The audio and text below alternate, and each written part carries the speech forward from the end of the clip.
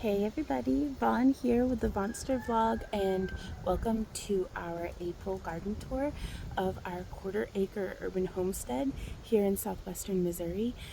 It is pretty windy, so I may be doing some voiceovers in spots if it gets real bad, but it is our last, fingers crossed, cold spell before we can get to planting like our warm season crops into the ground. So I just wanted to show you guys what everything was doing.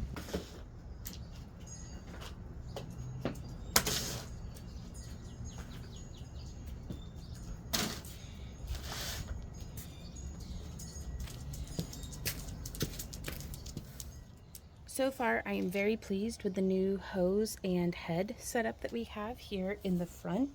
It is what I've been using for our seedlings and our cold frame, which is doing okay.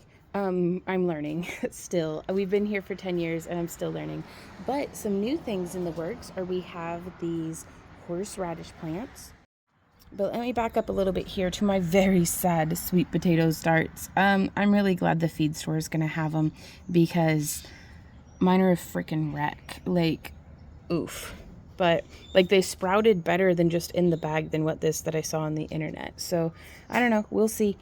But our horseradish, that I did get the roots off of Amazon, and they will be listed down in the video description if y'all are interested. But I'm very excited about having the horseradish because it is one of my favorite not just condiments but herbal remedies for sinus congestion. It's hard to beat. And then over here you can see we have some beautiful petunias. Almost all of the seeds that I'm growing here are from Baker Creek seeds. And then, what are you? Are you my celosia? Yes, these are my celosia, are finally starting to come up. Yay! So they're probably going to grow a bit more before I put them in. Oh, there goes Randy taking Abby to work. Bye! And here are our zinnias, which are stressed beyond their maximum. Like, they are sending up flowers. They are bolting. It's fine. I started my seedlings way too early this year, but they're beautiful and I love them. And I'm going to try to pinch them back and plant them and see if anything comes of it. But if not, well, I had something to fuss over during, early spring when there's not much going on. Now, our calendula seems to be doing pretty well. It's starting to set flower as well, but they don't seem that stressed out to me. Like, they've got their first leaves dying back. Now here, and again, I really need to stop pushing it so hard with planting old seeds because I'm just not getting a lot of sprouting even whenever I replanted. Our moonflower is doing okay, slow and steady. Our Thai basil and our purple opal basil are doing okay. Little stressed, tired of the cold, started them too early, but there's always next year. And they are, still growing. They'll figure it out. I've never met a plant that didn't try its best to do what it was planted to do. Our peppers, our bronze fennel, which I've never grown fennel before. Our toothache plant is pitiful. Our tomatoes, they're doing okay. They could use repotted, I think, up into something bigger. And then here, like my gomphrena old seed, only one out of all of them has sprouted. But the thyme seeds, I've never successfully grown thyme from seed before, and I'm very excited that I had planted an entire flat of them, and this was the rate of success, but I'm going to try taking some root divisions of the larger established plants that we have out back. And then over here we have, what is this? Bachelor button, some yarrow, some balloon flowers that are finally germinating. Sorry, out of frame. Balloon flowers, yarrow, no, bachelor button, yarrow, balloon flowers, lemongrass, which I'm excited about. Our parsley, and then old parsley seeds that didn't sprout. Now over here, I had gotten some comfrey root, and I'm getting them started. Again, I had gotten those on Amazon. And I just wanted to experiment with, like, is buying plants on Amazon viable? And then this rosemary and two others just like it, we had gotten at Sam's Club. They were doing like 3 for $18, which rosemary is just always expensive here in my neck of the woods, I guess. At least for my taste, it's expensive. So I'd really like to get good at making cuttings of it so I can stop having to buy it. Oh my gosh, that smell though, you guys. Rosemary smells so good.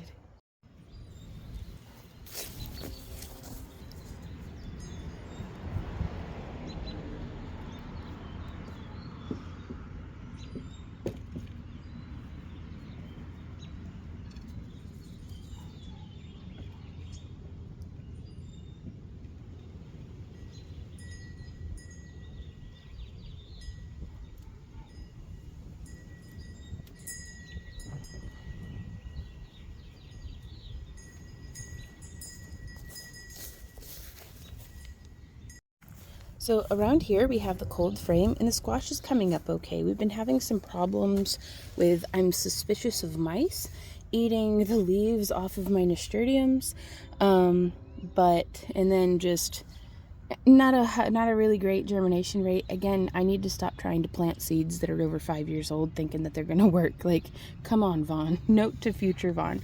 But these guys need watered, but they've been holding up fantastically. We haven't had any like freezes, but we've had a lot of nights that got down to like 35, and it's still kicking. They're probably not the happiest plants on the planet, but I was trying to get them started before the squash bugs and the squash vine borers could give them too much trouble.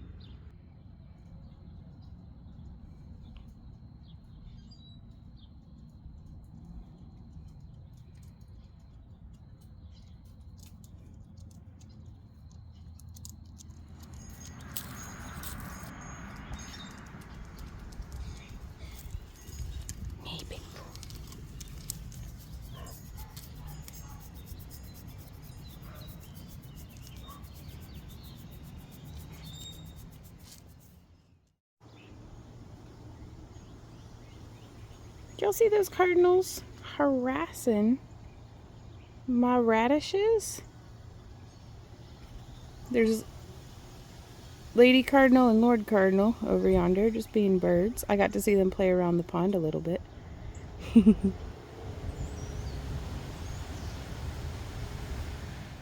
So the path is really coming along. We still have a little patch where it's just like a rug, but that's because it's right underneath my aerial rigging and I don't want to fall and land on stepping stones right there. But we have it coming down this way. We're going to replace all the little stones that were broken bits, but I'm pretty excited about how it's coming along. It's been really nice to be able to walk down this way without getting our feet all muddy. And then we've had an idea about turning this. I'm going to zoom out just a bit.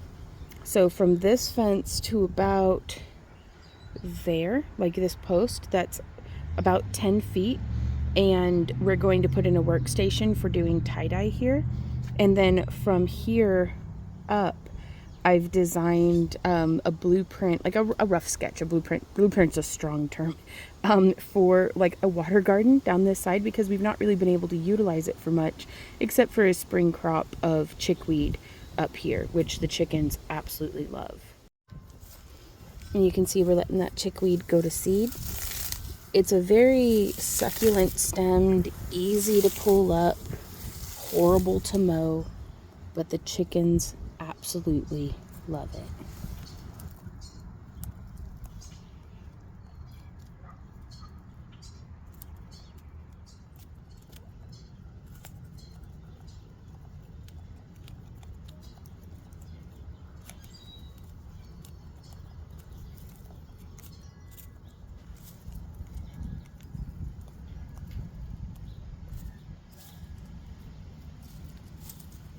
Speaking of the chickens, Nutmeg and Bay are doing really well, and Poppy has gone full on broody. Haven't you, Poppy? She says, I'm gonna sit here on this ceramic egg until it hatches. Well, don't miss breakfast. Come on out. So up here by the gate, we have some beautiful little bulbs coming up. I don't remember what they are, but I planted them years ago, and I'm glad to see they're still doing okay at least. And over here, Randy and I recently traveled and stopped by like an antique and junk shop and found these beautiful copper toned like ceramic like balls that I think are just gorgeous, and I love them mixed in here with the hostas and petunias. And we just yesterday actually planted our borage, which is beautiful and coming up okay. So we've got like pansy, I think I called those petunias. I'm sorry, those are pansies, hostas, borage. There's another hosta. There's another borage, pansy, borage. No, hosta, borage. So yeah, and there's still quite a few weeds, but we're working on it. Nothing's ever actually done in the garden. The alliums are coming up so beautiful, you guys. Oh my gosh. And then I went through, and the fennel that I planted hasn't come up yet.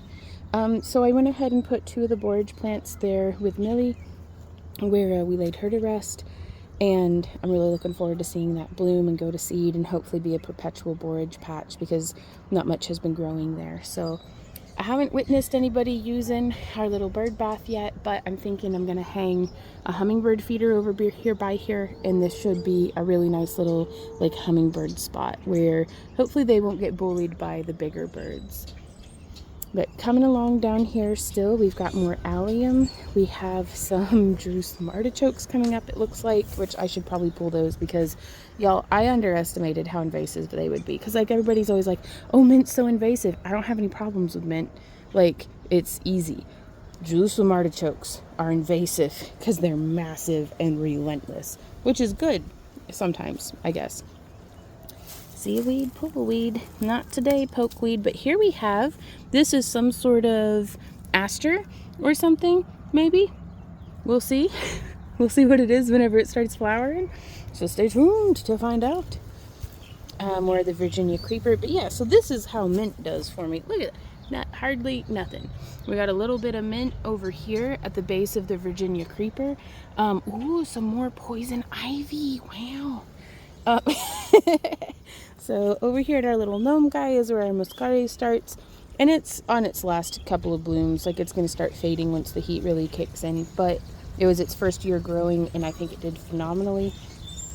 Our lilies are coming in beautiful. I can't wait to see how those come up. And y'all, I cannot get over these alliums. I absolutely love them, like, especially from far back. Like, we've got some alliums over there. We've got some alliums over there. Like, they're just so pretty. Oh, I love it.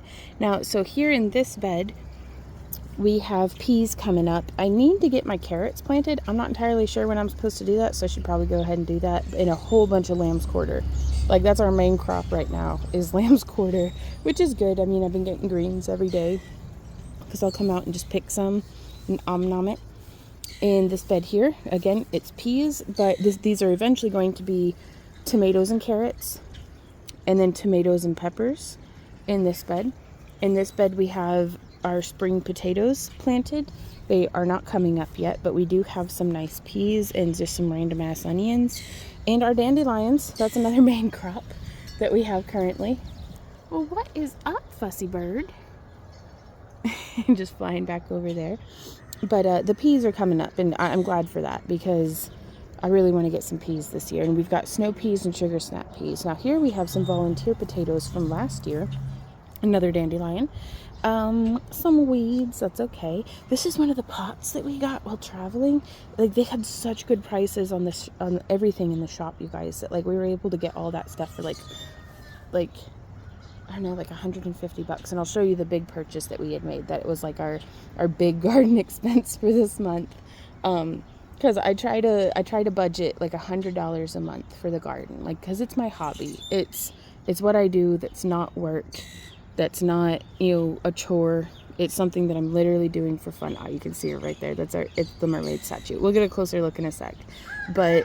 And we've been having to cut back on that budget, which is easy to do in the winter because there's not much, to do. But so I went a little over budget, but we'll figure it out. So thank you and shout out to all the channel members for enabling me to be overindulgent. So hopefully, we can enjoy it together. So over here, down this whole bed, our cherry trees, the cold killed them, you guys. They do not take well to that negative 20 degree temperatures we've been having for the past couple of winters. So you can see that one is all dead up high. So I don't know what I'm very open to recommendations from y'all on what we should do about these cherry trees, which are sending up. Like, I think this is a cherry tree. Maybe, I don't know. It's something. But then I've got more coming up here. Like, do cherry trees send out root suckers, or could this be from cherries that dropped? I don't know. But our tulips are the last wave of them, the Queen of the Night tulips, are coming in. At least I think that's what they are, and they are gorgeous, just beautiful. Absolutely love that they're a late bloomer because it gives us this really nice transition from the spring tulips and daffodils into the late spring alliums and the early summer lilies. So that's going to be really nice. But yeah, look at all this. Lamb's quarters. Lamb's quarters, lamb's quarters, lamb's quarters, as far as the eye can see. So we won't go malnourished, that's for sure, because this stuff I like it better than kale. Like, in years past, I only ever grew it just for the rabbits, but I think it's more palatable than kale when it's small like this. When it starts getting bigger than this, it needs cooked for it to be any good. But I like to use it as like a supplement in cabbage soup. It's pretty tasty. Got some more onions, which check out these super cool little things that they keep setting, the little bulblets up at the top. These are Egyptian walking onions, and I just love their little whoop, whoop, whoop, spirally onion heads, and they're just all over the dang old garden. So these beds behind me are going to keep being potatoes until they're not, and then I'm going to plant them with bush beans just to try to help rebuild the soil, and that's one of my favorite foods is beans. These beds are going to start out as beans, and then I'm probably going to put our summer crop of potatoes in here. And then, or like some more squash or something. I don't entirely know yet. And we're going to have cucumbers climbing up this arch. We're going to have cucumbers and pole beans on this arch. And then we're going to have just pole beans down here on this arch. And so currently none of the kale that I planted grew, which is fine. We don't like eating it anyways, but I was going to grow it for the chickens, and I was trying to use up old seed. And that's been my theme so far this spring, is using up old seed and just not getting the results that I had hoped for. But yeah, gotta try something. Our radishes are coming in beautifully. Actually harvested a few this morning before we started recording with the voiceover.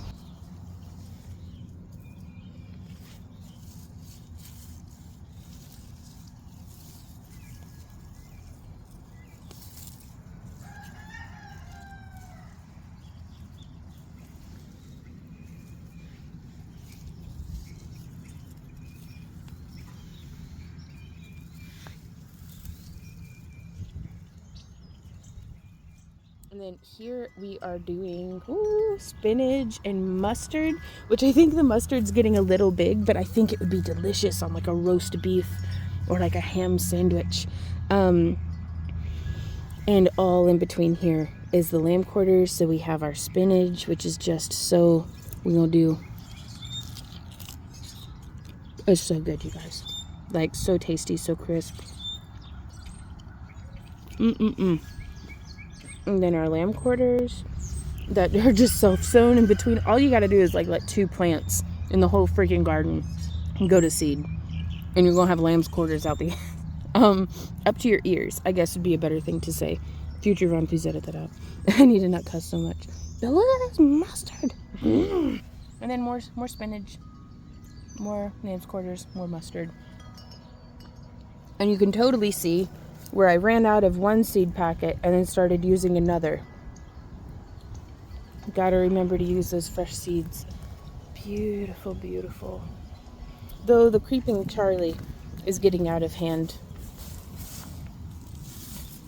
So this stuff is just super, super dense. I hope it has some sort of benefit to the soil, like maybe fixing nitrogen or something. But it is easy enough to pull up just with a claw.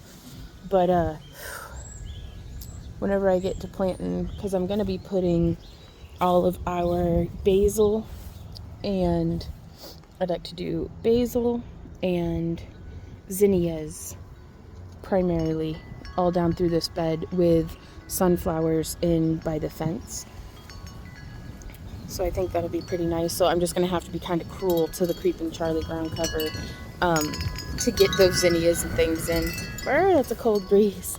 I'm enjoying it though. This is probably going to be our last cold breeze of the season.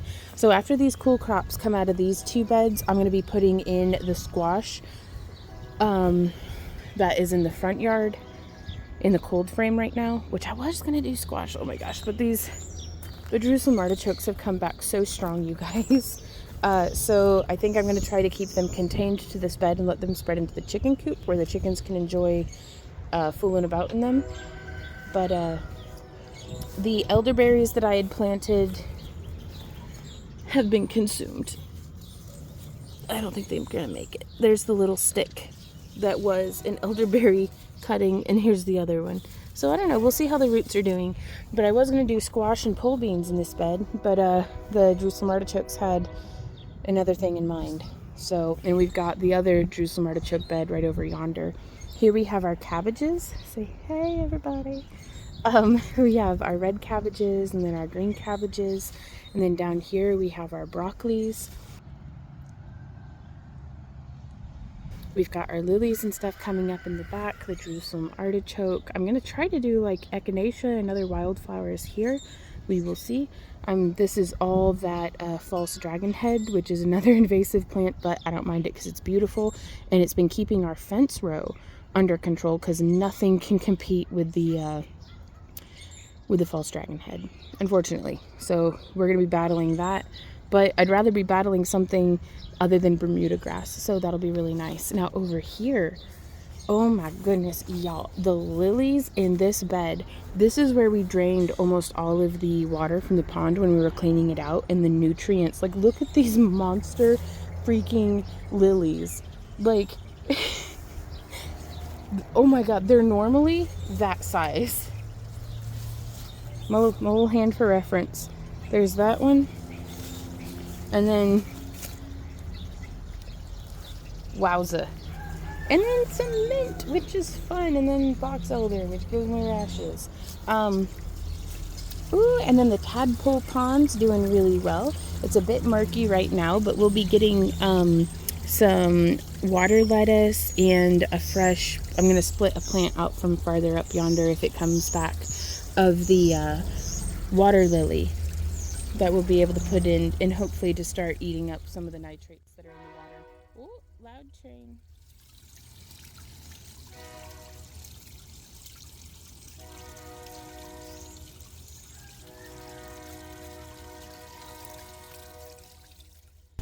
We live in a small town, but when we say urban, we're like right in the middle of it, you guys.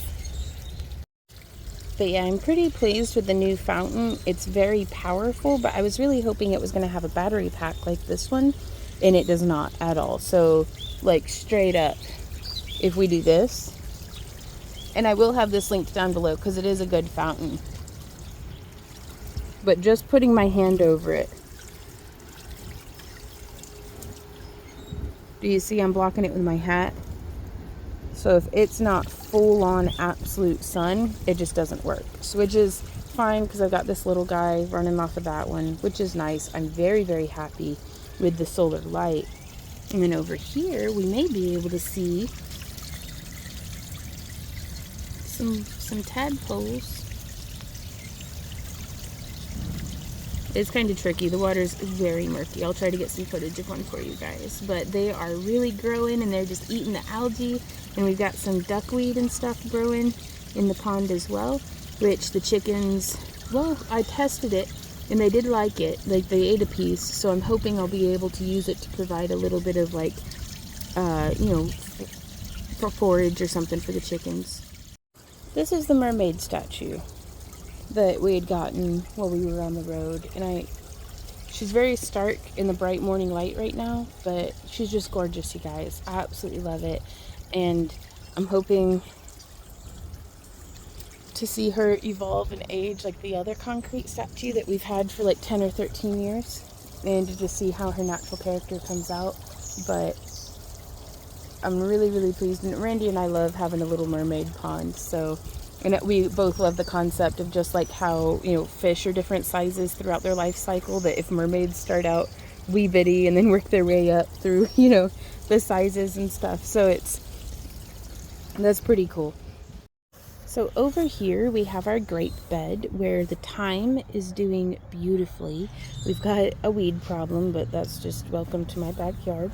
I have no idea what this plant is, but it's sending up some sort of flowers, so I'm excited to see what it is.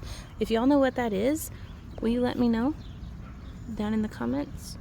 I know I could use like plant ID or something, but sometimes I don't feel like I'm smart enough to use that app, because I'll still be like, I'll look at it and I'll use it and I'll be like, I still don't know what the heck I'm looking at. But the grape is coming back really well, starting to leaf out. We were going to need to train some little bits of it here to get it back up onto the trellis, but it was so cool last year to have all of the birdhouse gourds hanging down. Like, there were like 30 of them on this trellis, and like all the grapes and stuff, so I'm really excited for this year to get like some really nice coverage. The goal is to one day not have to rely on just the umbrella for shade. I'm still going to leave the umbrella there because it's nice to sit out here when it's raining and enjoy ourselves, but the additional shade is always nice. And then, oh, our friends with the Cat and Cauldron sent us some Queen of the Night tulips, and we got them planted and they're poking up and through. So I can't wait to see them bloom, because if they're anything like those ones, they're just going to be just freaking gorgeous, you guys. Like, I'm so excited. Thank you so much to Cat and Cauldron for being plant buddies with us. Oh, my hubby's home. Hello. He's so we're gonna go in and we're gonna have breakfast, but this is what the garden is looking like now.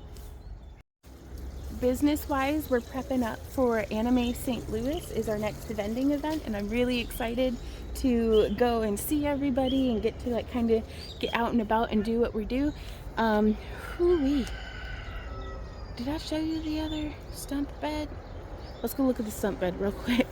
So over here is the stump bed, and the lady in the tree who was on a stump, much like how that bird fountain or that bird bath is on a stump, well, she was on a stump and the stump fell over and she like face planted into the fence, but it's okay, she's okay.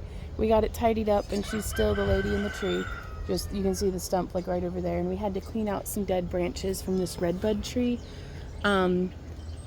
And that's okay. We still have some dead branches that need cleared out, but that's what that big pile is in the middle of the yard. But I love it. I love having that statue there. I love the alliums. Now, I don't know if you're going to be able to see, but we've got a mosquito larvae problem in this little pond. It's a trash can that we cut in half, but we put the dunks in it and it still isn't doing much. And there's a couple of tadpoles in here, but we'll see how it goes. I'd like to, I've got a whole plan with that one. So that's let's get a really good before. So, and here's one of the rosemaries that I planted. And there's the other one. Those are the three that we had gotten, the two out of the three that we had gotten at Sam's Club. So we got a late blooming tulip just popping up to say hey. And among the alliums, we've got some more lilies. We have some sugar snap peas with the mint growing in and around them. We've got bee balm over here, I do believe. Let's see, where's our bee balm at? I thought we had some bee balm. We got a whole bunch of obedient flower and some more lilies, nakey ladies. Where's our bee balm?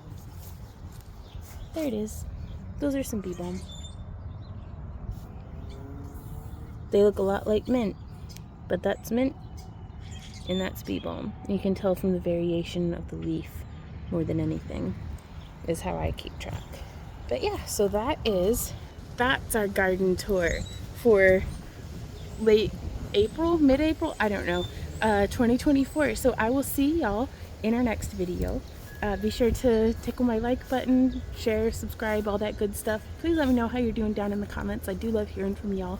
And until next time, you guys, keep on keeping on. Mwah. Bye.